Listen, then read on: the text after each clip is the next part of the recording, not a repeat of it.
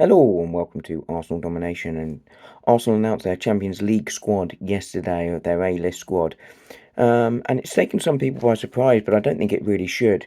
The news is that Gabriel Jesus is not included in the squad, but Max Dowman is. Let's very quickly sort of cover off Max Dowman.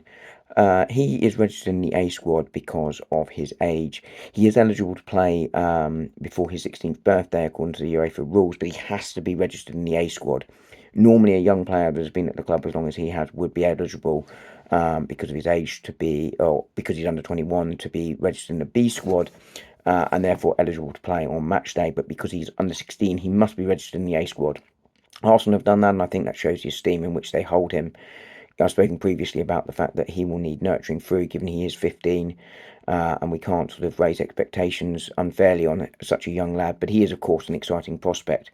But the exclusion of Gabriel Jesus at this stage, and of course, Arsenal can make changes to the squad after the group phases to account for the January transfer window, shouldn't actually be a surprise.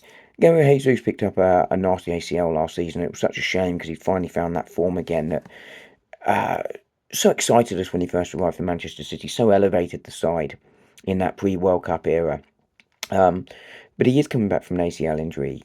He's just started training back out on the grass in the last few weeks, and we saw with Jurriën Timber's injury in that first season where he got that horrible one early on, but he started back in the grass about January time. It was 3 or 4 months before he was eligible to play again. Arsenal, of course, didn't want to risk him at that point, and rightly so, particularly with the situation the side was in.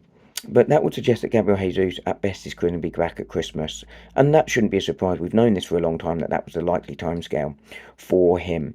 He's also way down the pecking order now with the arrivals of Madueke and Gyökeres coming in. And therefore his exclusion from the squad shouldn't be a surprise. Arsenal will barely be able to use him in the early stages. He's not.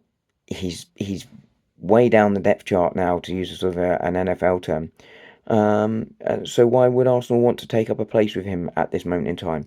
That may well change later on if he's back in January and Arsenal feel that he can add value, and if he's still here at the end of January transfer window, and I don't think that's a given.